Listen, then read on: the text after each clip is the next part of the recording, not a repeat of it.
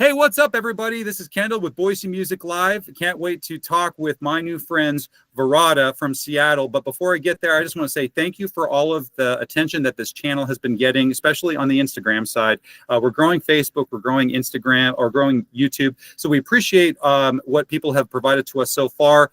Share this around. Hopefully this is good content to learn about some new bands, but also its whole vibe is to support the Boise music scene, talk about really awesome bands that are coming to our area, but also celebrate the bands that we have already in our area and celebrate everything about the Boise music scene. So let's pivot to what's going to happen here in Boise and also how it attributes to these guys being in the room with me today. So gentlemen, Verota, thank you so much for being here. How are you guys doing? Good.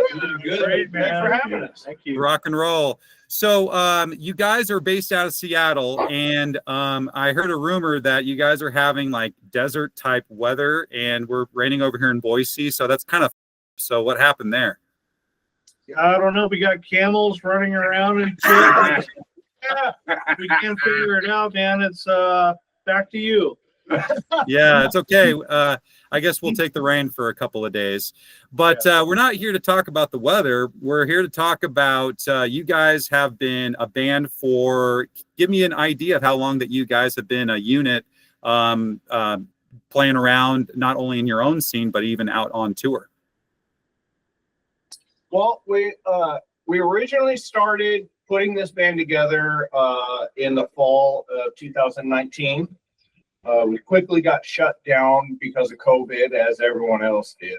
So we lost about a year, but our debut live was in the fall of 2021. But we actually started playing about 3 or 4 shows without a bass player. We were just getting anxious to get out on the scene and also to potentially find a bass player we were looking for through those means. So the full band Verota, as far as performing is concerned, has actually been on the scene about March or April of 2022. Nice.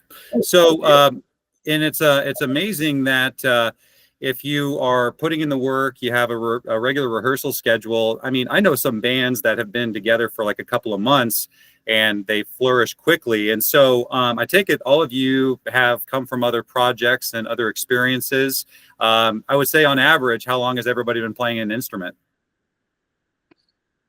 Oh, I've been doing music since like 2007, was in concert band, pep band, went to college for music, and then I actually linked up with these guys last year, and I was able to have the pleasure of joining them as the vocalist. So pretty eclectic background. I've been in other previous bands, did a couple of shows throughout the local area. Nice. So with this band, this unit that you've put together in a relatively short time, but have had a lot of success since that time, you guys describe yourself as sludge doom, power doom. Talk with me a little bit about all of the different fabrics that kind of makes you guys you. Well, I think we all have a background in pretty much anything heavy, you know. For me in particular, I've always been into the sludge, the groove, the just all around heaviness, the riff or the song or whatever. But I think we all are able to bring in different sounds from what all of our backgrounds are to really make what we are as Verota. Yeah, and I go ahead. Well, I was going to say something that's been, really fun and unique about this band, and we all do come from different bands, and the inner structure of a band is every band is different. And then with this band, our approach was to just really have all 5 members contribute to the writing and all 5 members' voices heard. And because of that, and because of the fact that we all are actually kind of coming from different angles of heavy music, somehow everybody's influences are making their way into the songs. And that's where I think there's a little bit of confusion on what to exactly call us, because we'll have a Snapcase part next to a Deftones part, next to a Melvin's part, and then a Slayer part, and so there's a lot of things, a lot of different directions that we're pumping into this. And unlike other bands where that doesn't necessarily work, we really work together well, and it's kind of translating somehow. I don't really know how, but we're really happy about it. Good. I mean, if the potential and the excellence is there, you know, just let it happen. I mean, that's the beautiful part of music. I'm in music myself, and sometimes accidents happen, but it's a beautiful accident, and you just have to embrace those things and just let that creativity happen in the moment. And I can't wait to hear you guys live. I'm really, really excited about that. So talk to me about life on the road, living in the Pacific Northwest to get to, I mean, you have places around you that you can play great shows, but you do have to travel a little bit farther. So how has life on the road been when you've done some of these extended tours? Don't sleep in the back of the U-Haul trailer when there's a bunch of bugs. Yeah. That didn't work out real good. This guy had a mosquito tuxedo for about, I don't know, 3 months afterwards. I mean, ultimately being, you know, an unsigned DIY band, you know, whenever we go on the road, there's an element of anything that we do that's kind of attached to Spinal Tap. So, you know, we love getting out of town. We love playing anywhere that will have us, but it is pretty comical, and it's kind of like a boys' vacation as well. And so we kind of get a 2-for-1 aspect out of it. You know, we're doing what we love, and we're sharing what we love with whoever's willing to listen to it. But we get to come home and tell our wives and girlfriends just the most ridiculous things that we did, and we just get the most disappointed looks from them, and we know we did good. Yeah, and they'll never understand, and that's okay. So I don't mean to make this awkward. Tell me one or two things that have happened on the road, maybe funny or maybe not really funny, that has been memorable for this last few years for you guys. Airbnbs and chickens. Airbnbs. Yeah, this guy's got a thing with chickens. I don't know what it is, but probably should talk about that on the air. But you know, we had an Airbnb that we showed up real late at night, you know, as per, you know, getting done with the show, and we didn't realize they had chickens and roosters, and so a couple hours after we actually went to bed, we got woken up by that horrific sound. The bugs in the trailer, you know, it made sense to sleep outside in the middle of the desert. We just didn't realize we actually parked next to a fucking swamp. they supplied earplugs, and we were like, why are they supplying earplugs? We didn't realize it. Yeah, the roosters. And then about 2 hours later, like you said, now we know why the earplugs were. The cool thing about all these, you know, going out of town, we don't get pissed off when something's gone sour, because we've all been in all bands. We played at all kinds of shows in our own separate entities before we came to this, and it's just kind of comical. It just adds to, you know. Our last trip, every single meal Rich got, he got boned. Like, he got the most worst beef noodles you've ever seen in your life. We went to a Hawaiian barbecue restaurant. The noodles came out like bamboo shoots, like wiffle ball bats, dude. It was with barbecue sauce, just slathered in barbecue sauce. You couldn't even eat it. With like horrible, like styrofoam shrimp. Yeah. I mean, literally every meal this guy had was a complete and utter disaster. And got ignored at one of them too. Yeah. They're like, oh, no. Every restaurant we went to, they just forgot about him, effed his order up. You name it. We got really bad patty melts that were cold. Oh, all kinds of bad food stuff. We got to the point where we were calling them daddy melts. They're daddy melts. Cats. For some reason in California, there's cats that run rampant in quite a few of like the truck stops. Feral cats and we were kind of horrified, but also really stoked, because there is some cat fans in the band. We're cat lovers, animal lovers. We wanted to take these cats home. There's like 30 of them. We're like, we can't take all these cats home. We're at love stop. You know what I mean? Oh, You know what you should do is just let them loose at the shows, and like not to be hurt, but just to provide an ambience or a vibe. Maybe that's the new stage in metal. Maybe we need to add a little bit more feng shui, maybe a little bit more comfort to metal shows. And it's already so aggressive. Nothing's a little bit more disarming with maybe some feline energy. So, People They got cat cafes. Just make Metal Night Cafe. make people sign for adoptions before they come into the show. I think we're onto something here. Maybe we'll solve the cat adoption crisis with metal. Nice.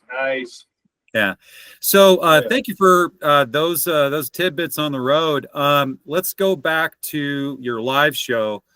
What can someone expect from a Verota performance that you guys bring that nobody else brings? What give me some adjectives. What's that experience like?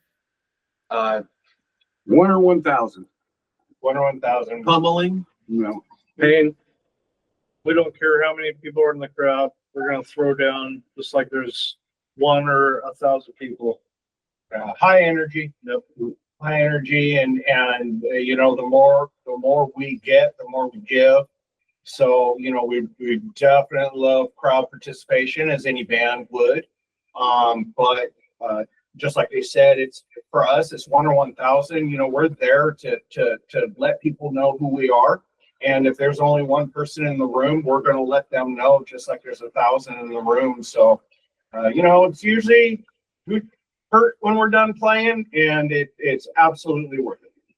That's amazing. Yeah, I mean, it's not a profession or it's a musical lane that's meant for the calm. I mean, you have to let yourself go, not only as the metal performer, but when you come to these shows, just love it. And that's why I love Slipknot shows. I mean, it's such a beautiful experience where you just let it all out. So you're going to enjoy the venue that you play in at the Neurolux.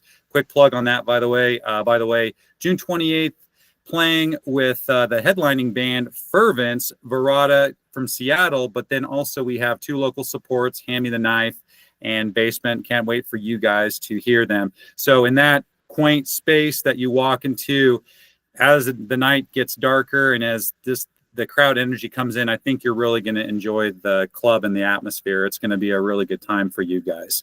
So Really, if you guys want to use this time to talk about anything that you have coming up, maybe any kind of new releases, any things that you're really excited about, are you working on something in the studio? What's something we can look forward to, Verota, even after this Boise show?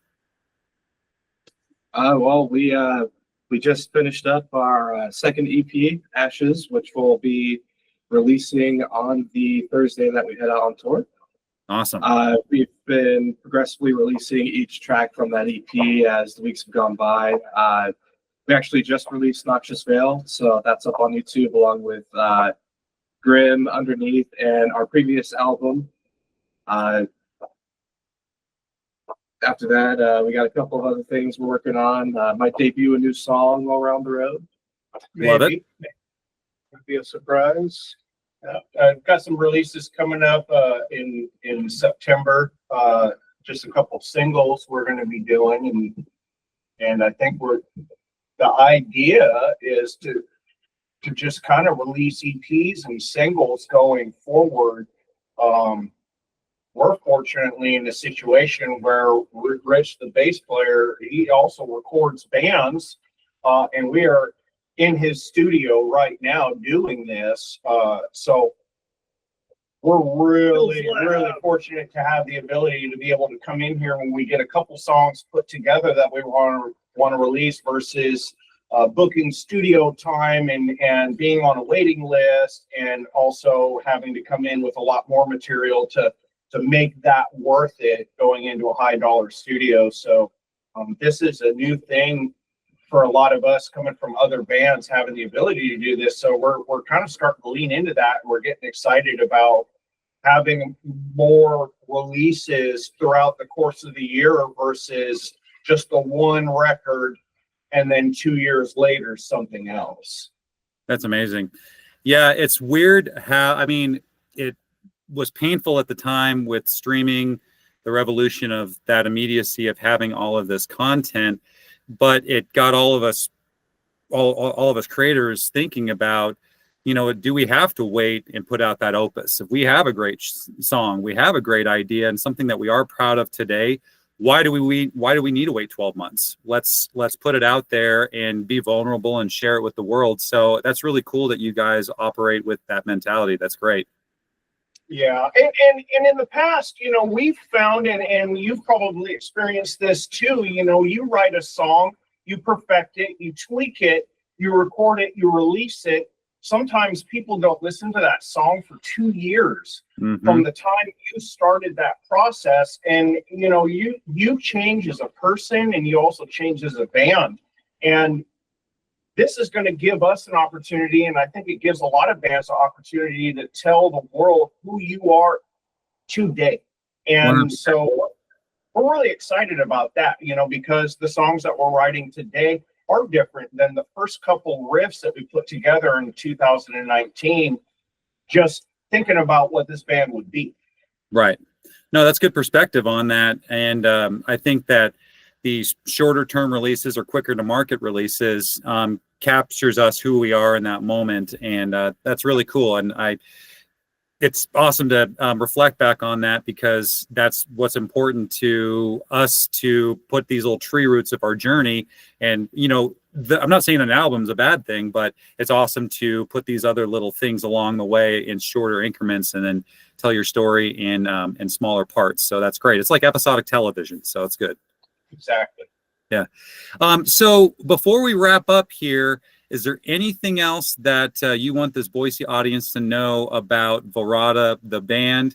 Any, you know, fetishes, kinks? No, I'm kidding. No, if there's anything else that you guys want people to come away from a Verota experience, you guys have any new merch that we should be looking out for when you guys come to town? Yeah. Well, first of all, this will be Verota's first time to Idaho. So we're really excited about that. Bands that we've all been in the past have visited, and we've, as individual, love Idaho and Boise. So we're really excited to begin the process of trying to come over on a regular basis and see if people would like to come and see us, you know, every couple of months. We do have new merch that we will be bringing with us. We're in the process of making our own merch as well. Just, you know, kind of driving down the road and being a DIY band, or another way to put it, a broke band. Yep. So, it's the beginning process of us in Idaho, much like some of the other places that we're visiting on this trip versus other trips, and we're excited to come there for the first time and excited to actually be able to come back, and if people will have us. Well, we're in our new EP as well. Our new EP as well. So, yeah, you're coming at us with a lot of stuff. Yeah, because we need gas money to get to Salt Lake City the next night. Well, I think you won't have a problem with that. Boise is a very metal-friendly town, and we definitely bring out the demons at the shows. So I think you're going to have a great time hanging out with us. So thank you guys so much. Sean, Rich, Tracy, Jared, Sean, I appreciate everything that you guys have provided in this interview today, but also just thank you for being so kind with your time. And I'm really championing your guys' journey and very excited for you. You guys seem like you have a very good perspective and a very good outlook, and I'm really rooting on your summer, and I can't wait to see you guys here in Boise with all of my other fellow metalheads. Oh yeah. Thanks for having us, brother. All right. Drive safe, guys. Woo! Thank you.